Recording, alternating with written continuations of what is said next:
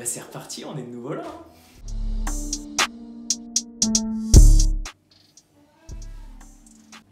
Il est bon ce milkshake. Bon, salut à toutes et à tous, à la Rider38, aujourd'hui on se retrouve pour le tutoriel sur le Kickless Brief Flip. Finalement je retourne ce tuto puisque j'en avais déjà fait un il y a des mois où j'avais encore mes cheveux jaunes et puis ça venait à un cadrage un peu bizarre. Je vais commencer par vous dire abonnez-vous. Nul! Du coup on m'a bien aidé sur Instagram pour choisir un cadrage un peu plus sympathique. Je vous invite soigneusement à me suivre sur Instagram et puis à me suivre également sur ma chaîne YouTube, s'abonner ça coûte rien. À la Rider38 comme d'habitude vous connaissez, les liens ils sont dans la description. On perd pas plus de temps, déjà un Kickless Brief c'est ça.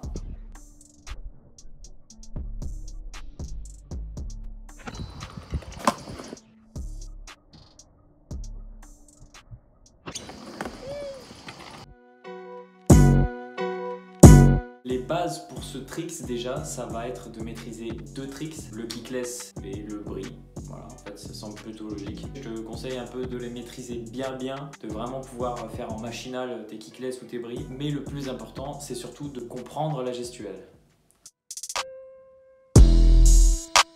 En général, quand tu fais juste un kickless, tu rabats le kickless sous tes pieds directement. À partir du moment où tu auras renvoyé le début de ton kickless et que tu seras arrivé au point de gravité, on va dire, là où tu dois renvoyer la fin de ton kickless, la fin de ton geste, il va vraiment falloir que tu l'envoies plus haut les premiers temps.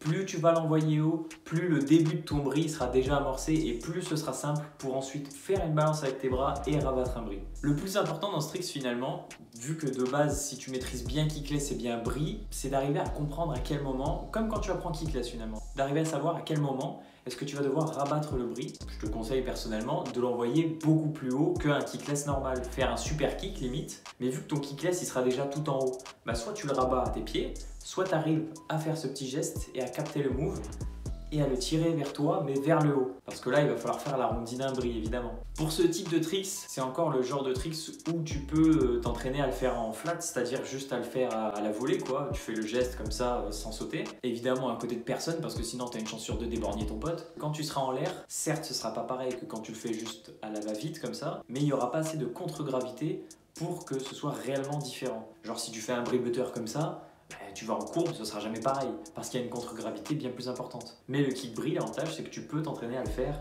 vraiment en flat comme ça, à faire le geste et tu le répètes. Et plus tu vas le répéter comme ça, plus tu vas l'assimiler. L'apprentissage de tricks finalement, c'est pour ça que je l'ai comparé au kickless tout court depuis tout à l'heure, ça va être le même principe. Tu vas essayer, au début tu vas pourquoi pas comprendre, certaines personnes vont le mettre en je sais pas une session, d'autres personnes vont mettre 10 sessions.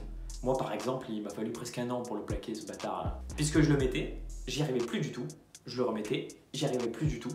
Et du jour au lendemain, j'ai réussi à le maîtriser tout le temps en fait. Mais voilà, le temps d'assimilation pour tout le monde, il sera pas le même. Déjà, il faut se mettre ça en tête, donc faut pas se décourager. Si jamais tu essayes pendant 10-20 sessions et que tu n'y arrives toujours pas, c'est que c'est un trick que ton cerveau a plus de mal à assimiler qu'un autre. Donc, il faut continuer d'essayer. On va essayer de résumer ce trick en 3 étapes. Première étape, un kickless plus haut que d'habitude, vraiment plus haut. Deuxième étape, ça va être le rabat du bris, vraiment arrondir ton geste. C'est comme si tu faisais un kickless, mais qu'à la fin tu essaies d'arrondir le kickless le plus possible. Troisième étape évidemment, c'est rabattre ton bris. J'ai plus vraiment de petits tips pour ce trick, il n'y en a pas vraiment finalement, c'est un trick qui s'apprend un peu sur le tas. À la limite, s'il y en a un qui me vient en tête, c'est justement au niveau de l'enchaînement du kickless et du bris au milieu. Tes mains seront plus dirigées pour amorcer un bris, plutôt que dirigées comme ça, où là tu es sûr que si tu rabats quelque chose avec tes bras, ça va revenir sous tes pieds. Et ça c'est un tips qui se fera un peu automatiquement, c'est-à-dire que si vraiment tu essaies d'enchaîner un bris derrière, tu ne peux pas mettre tes mains comme ça. Tu vas automatiquement, sans même vraiment t'en rendre compte, tu vas arriver à mettre tes mains comme ça, un peu plus en biais. Tu vas ramener ce bras en fait, tu vas le tirer et là hop, tu fais un arrondi avec tes bras. C'est un geste qui s'assimile comme le kickless, et une fois que tu l'as assimilé, tu le mets.